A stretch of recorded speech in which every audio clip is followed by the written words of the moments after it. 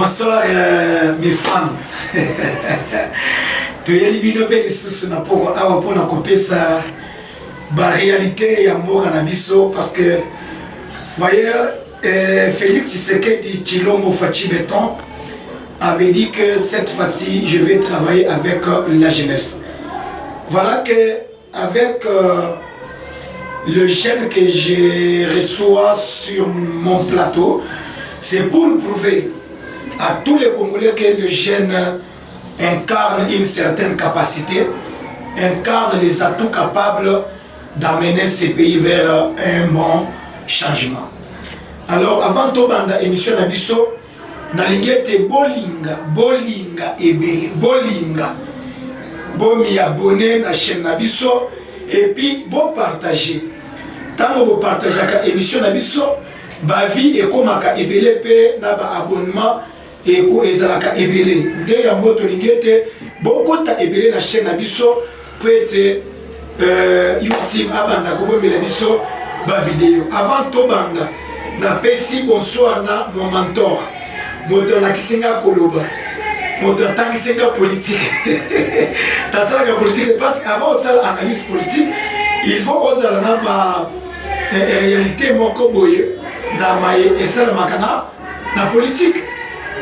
Mon mentor, mon conducteur honorable Ibrahim Kabila Mwanamboka topesi bonsoir esika ozali pe na grand baleine Tchouvi topesi pe bonsoir topesi bonsoir na ingénieur Nabiso motomonene makasi bienvenue Ntumba pe na lekinanga James na lina kabino mingi bonsoir bisika ozali. Et papa René na Kinshasa, na grand frère Nangaï, mon frère, nous partageons même foi, Israël Mutombo, Topesi, bonsoir. Na poko alelo tokoyamba, invité Nabiso, Ayaki, mon collègue l'équipe, Gelope Azana Plateau. Nous sommes en train de parler sur les axes déterminés par les programmes du gouvernement Maman Souminois. Bonsoir. Honorable Nestor Kanda Tshimanga. Bonsoir, très cher honorable Fallou. Je pense que vous vous portez bien. Nous nous portons bien. C'est pas de votre côté. Nous sommes aussi bien, vraiment très joyeux de vous recevoir encore sur notre plateau ce soir. Pareillement. Merci. Qui est Nestor Kanda Tshimanga? Nestor Kanda Tshimanga, c'est le président interfédéral d'un accord de jeunes tshisekedistes pour le changement. Donc, il est président interfédéral. Donc, c'est lui qui garde, qui dirige AJTC pour la province du Haut-Katanga. Je pense que c'est ça, je ne me suis pas... Parlez-nous d'abord de l'AJTC. Merci beaucoup. L'AJTC, c'est parti cher au président Joël Bétou, qui est à Kinshasa. Je le salue en passant. C'est un parti politique créé par l'idéologie du Sphinx de l'unité, qui est notre père idéal, qui est Tshisekedi. Ah, donc vous n'êtes pas dans l'opposition? Nous ne sommes pas dans l'opposition, mais plutôt dans la majorité. Et nous prenons. Vous êtes de l'Union sacrée. Nous sommes de l'Union sacrée, nous avions créé l'Union sacrée. Parce que nous sommes Tshisekedistes. Voilà. C'est un parti politique qui a déjà commencé il y a de cela très longtemps, c'est-à-dire en 2022, on a créé ce parti politique et ce parti est arrivé à Lubumbashi en 2022 toujours, jusqu'à ce que ce parti est allé s'aligner à un regroupement politique qui était Kibasa Maliba, qui est d'EPES, et nous sommes partis aux élections. Fort malheureusement, on n'a pas atteint le seuil. Voilà pourquoi ce parti n'a pas un autorité au niveau du Haut-Katanga. Les échéances électorales prochaines, je pense quand ça va venir, vous verrez que ce parti ira maintenant seul aux élections. Parce que pour aller aux élections, il faut au moins avoir 5 ans d'existence, selon la Constitution et la loi électorale. Alors nous, on n'avait pas encore 5 ans. Je pense en 2028, on ira seul, pas dans un regroupement politique. Maintenant, pour vous d'abord, vous avez parlé que vous n'avez pas atteint les seuils. Oui. C'est parce que je me rappelle, je viens de parler de l'honorable Ibrahim Kabila, vous le connaissez, parce que lui aussi avait postulé dans les recrutements politiques de l'IDPS Kibasa. Et il n'avait pas aussi réussi. Donc c'est quoi les recrutements de Kibasa Maliba, IDPS n'étaient pas connus ou bien parce que beaucoup de gens qui étaient là n'avaient pas été élus. Vous connaissez tous que le fils de Faye Kibasa Maliba est aujourd'hui ministre toujours des numériques ou des pétantiques ici en République démocratique du Congo, donc c'est un grand homme. Dire que les partis ou bien les regroupements n'étaient pas connus, ça j'ai dit non. C'est les regroupements qui étaient bel et bien connus, mais il y a des problèmes internes au niveau de l'Union sacrée que je ne cesse de vous dire à chaque fois que vous m'invitez ou vous m'appelez.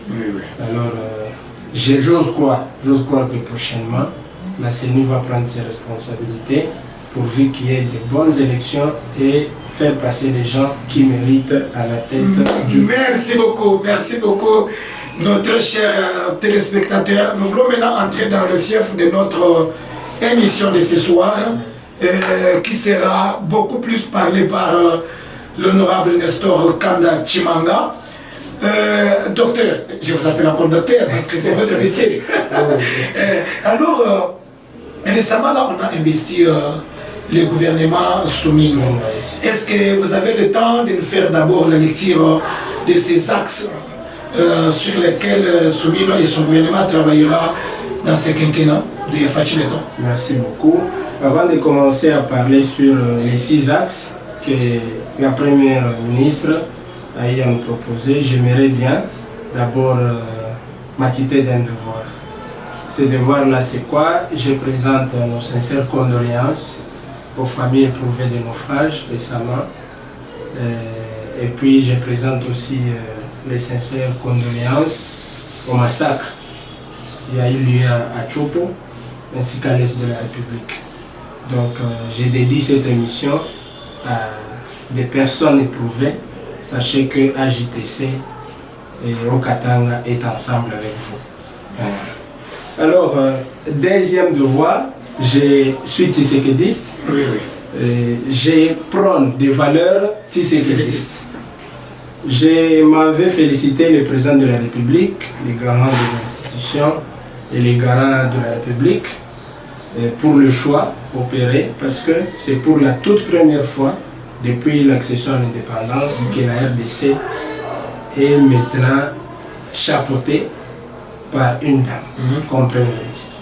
Et cela, ça prouve que la politique des femmes commence à payer en RDC.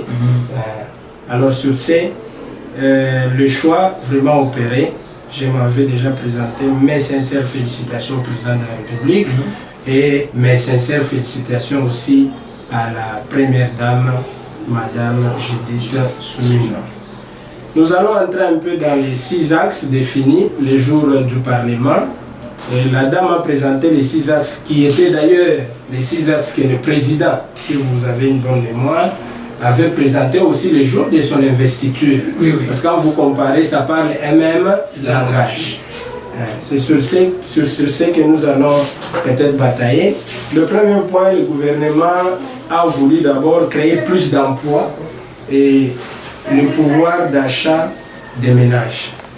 Donc on crée plus d'emplois ainsi que protéger le pouvoir d'achat des ménages. Ça c'est très important. Deuxième, c'est protéger le territoire national et les personnes ainsi que leurs biens. Troisième champ de bataille, c'est aménager le territoire national qui connaît déjà beaucoup de problèmes par rapport à quoi? Pour une connectivité maximale. C'est-à-dire vous pouvez quitter Okatanga aujourd'hui par route, par exemple, vous arrivez du côté Kassai oriental, Kassai central, donc vous pouvez partir là-bas. C'est ça la connectivité. D'ailleurs, il y a déjà des efforts au niveau du gouvernement par rapport à ça. Bientôt, là, on aura Metrokin. Donc, pour la toute première fois, ce gouvernement investi a déjà signé des contrats pour qu'il y ait des Metrokin, pour qu'il y ait des avions qui viennent de Qatar, ainsi de suite. Quatrième champ de bataille pour ce gouvernement, garantir au moins l'accès aux services sociaux de base. Quels sont les services sociaux de base? Les écoles. On parle de la gratuité, l'hôpital. On parle déjà de quoi? De santé universelle. Alors le gouvernement va batailler dur pourvu que la population puisse avoir au moins l'accès à ces services. Et quatrième, ça c'était quatrième. Cinquième, ça sera renforcer les capacités de services publics. Vous connaissez les phénomènes détournement des fonds ou des deniers publics. Oui. Vous connaissez aussi ce qu'on appelle les faux numéros ou bien codes qu'on octroie aux gens au matricule. Donc une personne, à lui-même, parce qu'il est autorité, il prend le courage d'avoir sans matricule des personnes fautives qui n'ont jamais existé. Et récemment, avant que ce gouvernement, le gouvernement des missionnaires ou bien le gouvernement qu'on a remplacé ici, il y a eu quand même des efforts fournis par le ministre des fonctions publiques. Il a eu à détecter tous ces gens-là. Alors ce gouvernement va prendre cela comme champ de bataille. Vous avez vu déjà le ministre de la Justice aller voir M. Alinguete pour mettre les histoires en ordre. Commencer déjà à appeler les gens à l'ordre et au respect quand même de la République. Donc nous devons au moins appuyer ce gouvernement qui a des ambitions pareilles pourvu que le pays puisse décoller. Sixième axe, c'était gérer durablement et de manière responsable l'écosystème face au changement climatique. Là, c'est grave. Vous savez qu'avec ce que nous avons comme potentiel forestier, nous pouvons avoir beaucoup d'argent et créer plus d'emplois. Nous avons une forêt qui est deuxième au monde par rapport à sa capacité d'abord, par rapport au carbone que cette forêt peut générer. Après l'Amazonie, nous avons la forêt équatoriale. Maintenant, avec ça, nous pouvons gérer de manière que les pays puissent faire quoi? Puissent décoller. Quand vous prenez déjà les 6 axes, on veut d'abord créer plus d'emplois, on veut protéger le pouvoir d'achat des ménages, on veut sécuriser le territoire national, on veut sécuriser la personne ainsi que ses propres biens. Aujourd'hui, vous avez votre Jeep. Vous garez quelque part, on vient, quelqu'un, un voyou, il brise par exemple quelque chose, il entre là, il vous vole la Jeep. Demain, vous avez les téléphones, on vous ravit, c'est le phénomène que nous vivons, surtout du côté Machu Picchu et la Kenya. Ça, on ne peut pas le cacher. Il y a des petits voyous là qui essaient de ravir les gens des téléphones. Alors, ce gouvernement va déployer les moyens pourvu qu'on puisse mettre fin à ces flux. Merci beaucoup, président interfédéral de AJTC. Maintenant, il y a quelque chose qui tique mon esprit. Pendant que vous êtes en train de parler des 6 axes, vous avez parlé de création d'emplois, vous avez parlé de protection de la sécurisation des biens et des personnes, vous avez parlé de l'environnement, vous avez parlé des infrastructures pour relier les provinces par des routes. Alors, pourquoi cette multiplication des ministres au sommet du pays? Parce que là, je vois que les 6 axes ici concernent quelques 6 ministères. Je ne sais pas si vous allez me contredire. Quand on parle de la protection du territoire, on voit la défense. La création d'emplois, on voit le ministre d'emploi et des déploiements ou quelque chose comme ça. C'est ça, oui. Quand on parle de territoire, on voit Eva Zaïb avec ministre de l'environnement, quelque chose. J'arrive.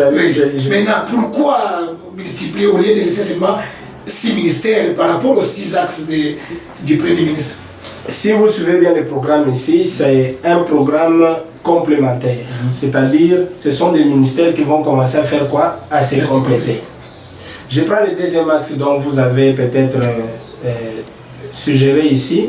Protéger le territoire national, les personnes ainsi que leurs biens. Là, il y a déjà des ministères. Oui, il y a le ministère de l'Intérieur ainsi que Défense.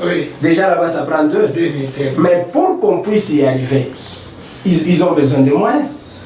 Ces moyens viendront d'où? Finances. Celui des finances a besoin de consulter qui? Celui des budgets. Donc vous allez comprendre qu'avec tout ça, ça va continuer à faire quoi? À se perpétuer. Des ministres amis à ministres Et après ça, il y a la logistique. On doit avoir besoin de numérique. Mais qui donne les numériques? Vous comprenez au moins? Donc tout ça, ça peut entrer en jeu. Je prends le troisième axe. Déjà là-bas, vous avez au moins 5 ministères déjà. Si vous prenez déjà le troisième axe qu'on appelle aménagement du territoire national, il y a le ministre des infrastructures. Hormis le ministre des infrastructures, il doit y avoir aussi celui de plan. Qui doit livrer les plans? Il donne le plan national, n'est-ce pas? Il doit aussi avoir celui des infrastructures. Budget encore intervient là-bas. Après budget, il y a celui de l'environnement qui doit intervenir parce qu'on est censé gérer notre écosystème. On ne peut pas construire une route à côté, là on ne réserve pas les espaces verts. L'écologie condamne cela. Je suis professeur d'écologie. À chaque fois que vous voulez construire une route, tenez aussi compte des espaces verts. Donc le ministre là doit entrer en jeu. Ça prend aussi à peu près 7 à 8 ministères au même moment. Oui, je sais que vous avez quand même donné de la lumière parce que si ça me préoccupe, ça préoccupe aussi la population. Nous sommes là pour vous me répondez, ce n'est pas fallu que vous répondez, mais ça préoccupe la population. Chers téléspectateurs, Maman Philo, vraiment nous vous disons, Philo Mwadiavita, si je ne me trompe pas, Philo Mwadiavita, vous nous suivez très bien avec toute votre équipe.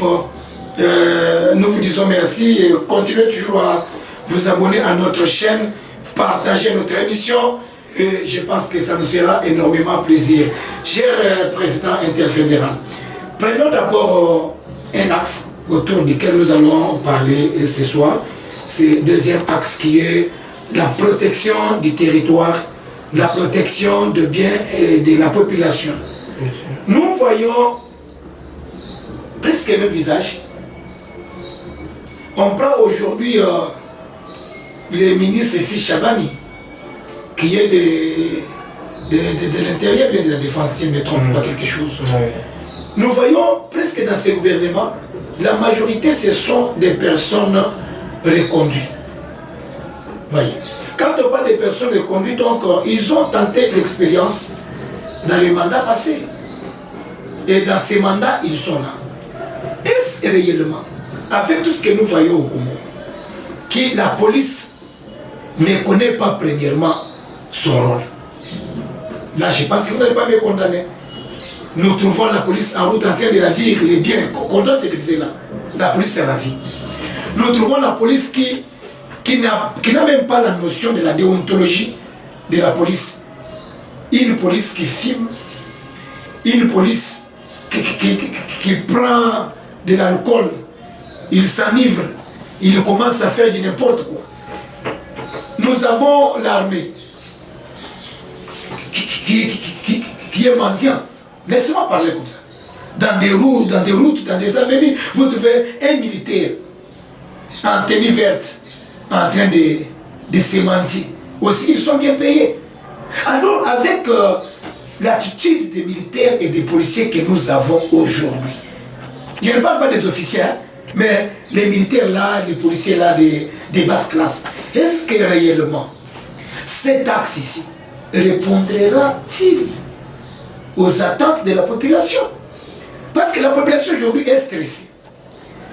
La population n'a pas la paix.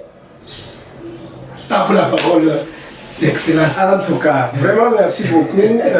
Ça m'étonnerait personnellement, oui. Permettez, cher honorable, de vous dire ça.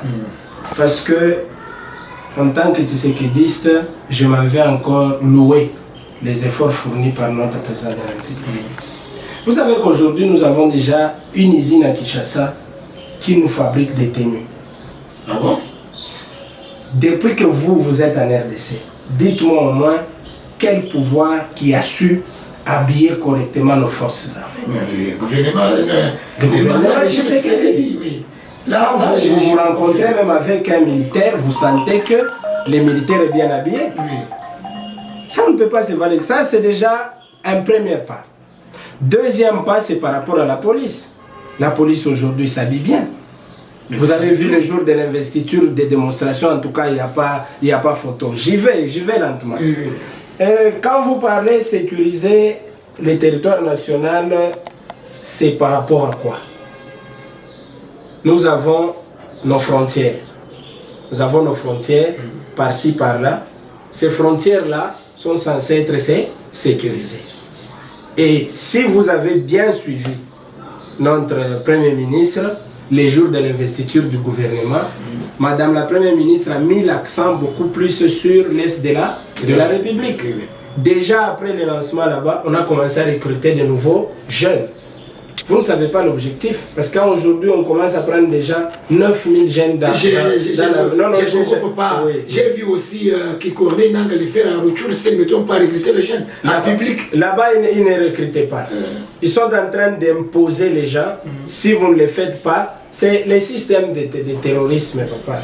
Un terroriste, s'il veut peut-être gagner confiance dans un combien, faire paniquer les pays, il n'a qu'à lancer de telles images. Vous êtes sûr que c'est lui qui est consciencieux, un vrai Congolais, peut aller rejoindre Nanga. Nanga qui les tue, Nanga qui les recrute encore. C'est par peur. J'arrive dans la maison, si les garçons ici ne rejoignent pas les camps, ou bien, comment on appelle ça, Tuanja, je vous tue. Par peur de perdre l'enfant, vas-y. Mais ce que nous sommes en train de parler ici, c'est par rapport aux réformes que d'ailleurs le président de la République a y apporté chez nous. À l'époque de l'ex-président ou bien ex-régime, il y a eu déjà des réformes que nous avions adoptées avec l'Allemagne et la Belgique. C'est la réforme qu'on appelle militaire, policier et civil. Voilà pourquoi c'est par là qu'il y a eu même ce qu'on appelle des patrouilles mixtes. Mélanger les policiers ainsi que des militaires. Quel était l'objectif? Essayer quand même de donner la déontologie de la police, comment sécuriser la population ainsi que leurs biens. Je me rappelle dans les années 92, vous pouvez marcher à minuit, vous vous rencontrez avec un policier, vous faites un ouf de soulagement. Vous vous dites non, là maintenant je suis devant qui?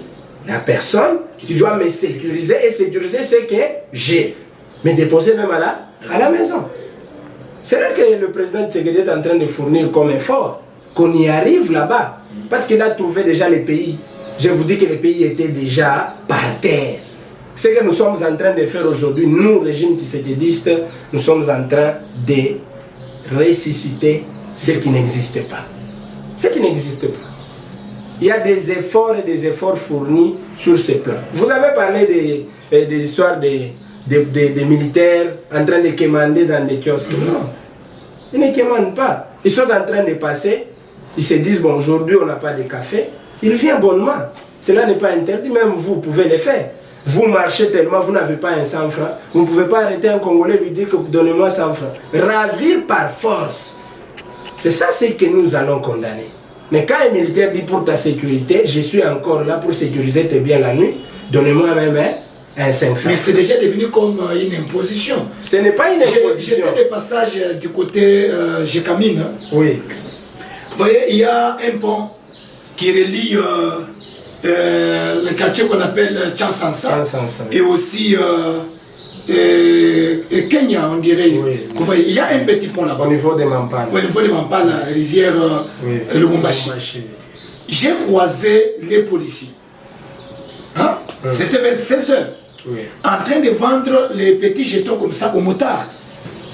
Ils me suivent et ils savent que ce que je dis c'est la vérité. Alors, ils imposent ces jetons-là aux motards. Avec ma brutalité, quand je suis arrivé, j'ai dit que messieurs, oyo mbongo zo sangisa. Eza musala nini. Na musala oyo ozo sala awa, eza musala nini. Les policiers ont eu le courage de me répondre non, comprenez avec Tshisekedi a tout tué. J'ai dit que messieurs, est-ce que quand tu es venu voler ici, c'est l'État envoyé de voler ici? On ne te paye pas. Et il a rigolé, il a manqué comment faire. Et ça vous allez dire encore que non, c'est parce qu'ils sécurisent. Qu'est-ce qu'ils font là-bas? Est-ce que les autorités de la police ne connaissent pas ça? Donc parce qu'ils ont des rapports. J'arrive, cher honorable. Et avec cet axe vous devez savoir qu'il y a aussi l'infiltration dans la police. Ah, ok. Parce que, à mon humble avis, un policier qui est passé par la formation, à l'école de l'Ikasi, qui est passé ici à Kamvangu, qui est passé, je ne pense pas qu'il peut arriver à faire ça. Lorsque vous trouvez de tels actes, veuillez déjà alerter les autorités. En alertant les autorités... Non, déjà, c'est ça. Alerter les autorités. Déjà, cette émission, quand elle va passer, l'autorité est saisie. L'autorité va dépêcher une équipe sur place. Vous allez voir que ce sont des gens qui n'ont ni grade, ni quoi. Ils se sont fait, je ne sais pas, détenus où, parce qu'il y a des détenus aujourd'hui qui ressemblent à la police. Avec la technologie que nous avons aujourd'hui, on peut se faire dans des maisons d'imprimerie. On se met là-bas, on commence à tracasser la population. Nous, Tshisekedi, ne pouvons pas accepter cela. Un policier a au moins ses ordres. Parce que là, vous avez cité un coin. Mais il y a des coins là où c'est bien. Il y a des coins là où c'est bien. Moi, je me dis dans mon quartier là, il y a eu une incursion il n'y a pas 2 semaines. Mais quand vous appelez la police, elle est là en temps réel. Et on vous sécurise jusqu'au matin. Et jusqu'aujourd'hui, je pense dans mon quartier, je suis en train de bien passer.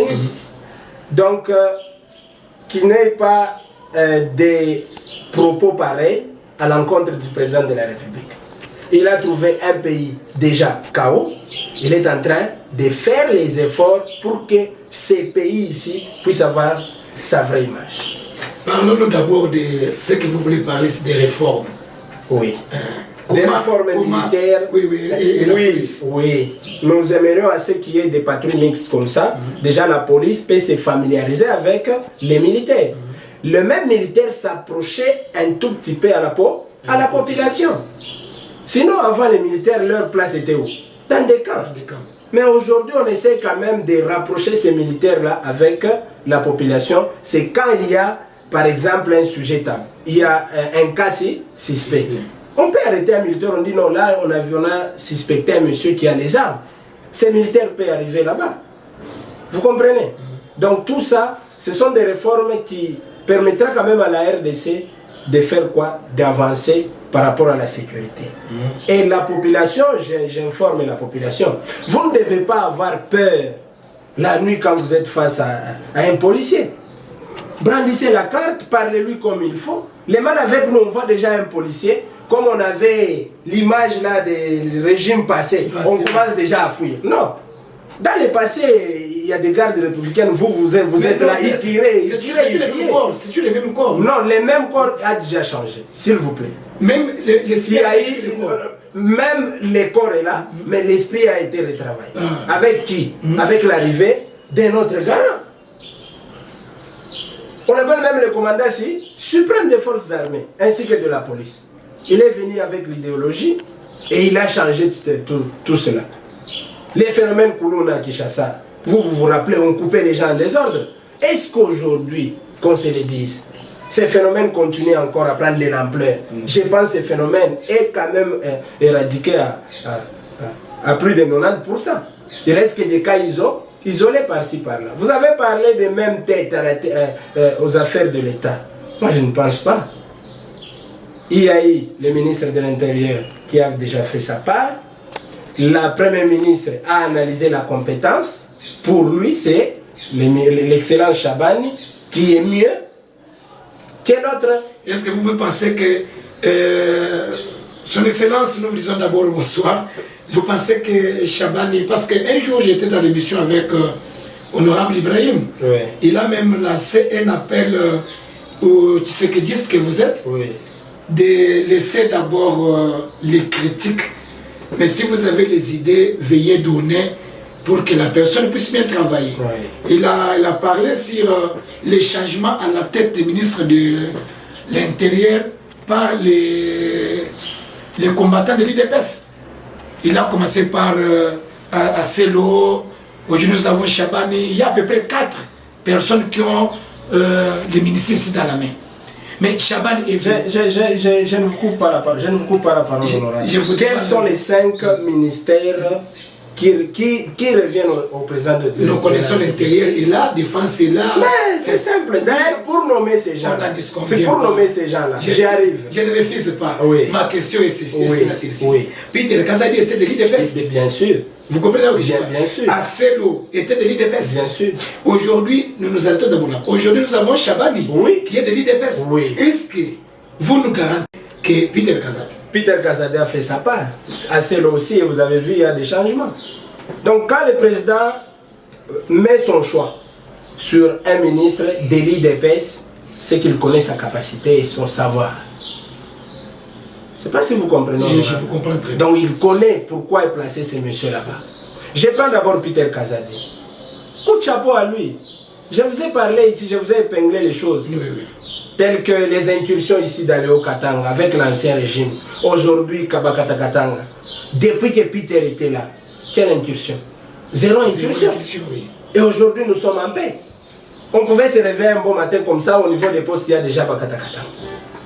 Mais depuis l'accession de Peter Kazadi au pouvoir jusqu'à ce qu'il est parti, on n'a pas vécu ce genre de choses. Les balles crépitaient partout ici, dans la ville de Lubumbashi. Mais comme il venait à tout moment, parce que c'est lui le patron du gouverneur, donner les injonctions, tenir les réunions avec les chefs de sécurité en province, on a si quand même maîtrisé. D'ailleurs, coup de chapeau à notre général Edi Kapen.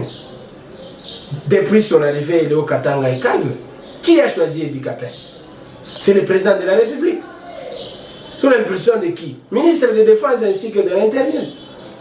Donc il y a des choses, nous faisons, nous, Tshisekidistes, c'est par rapport à la compétence.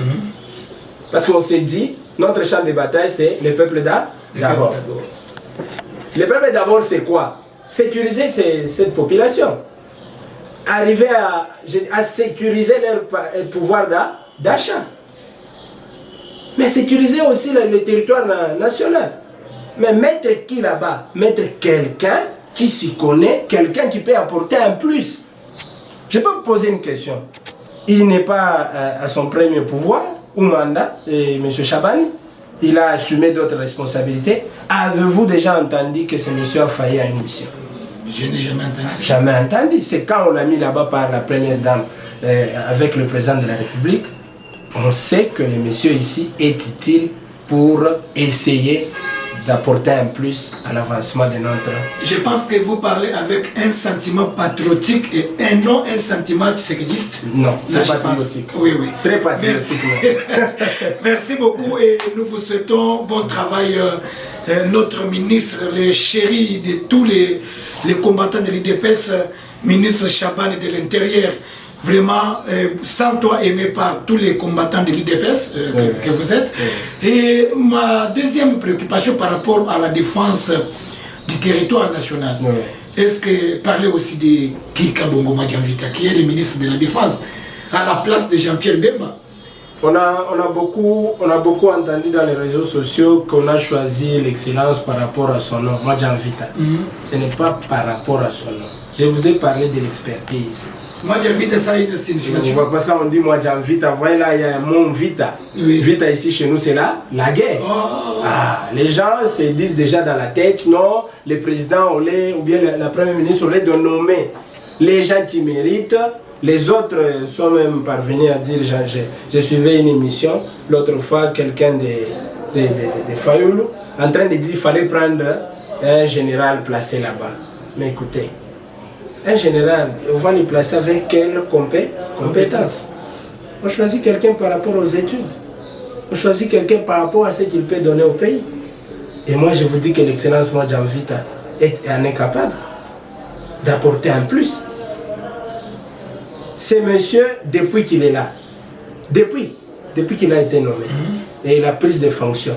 Déjà, on vous dit qu'aujourd'hui, à Lubero, la population commence à regagner. Donc, leur cité. Et aujourd'hui, à Bunagana, non, j'y arrive. Aujourd'hui, à Bunagana, nous frappons sérieusement. Ce n'est pas le fruit de Jean-Pierre Bemba quelque part. Monsieur Jean-Pierre Bemba, l'excellence, Jean-Pierre Bemba qui est déjà au transport aujourd'hui, a fait sa part, et sa part c'est déjà fini. Aujourd'hui, on ne parle plus d'Mbemba. Aujourd'hui, nous parlons de l'excellence Madjamvita. Voilà pourquoi j'ai souligné que coup de chapeau, au choix porté à ces gens. Quand même, nous avons vu qu'il y a des changements, et moi, j'ose croire, et j'ai même ma confiance à ce gouvernement, que ce gouvernement fera quelque chose pour le bien-être de la population. Merci beaucoup, honorable.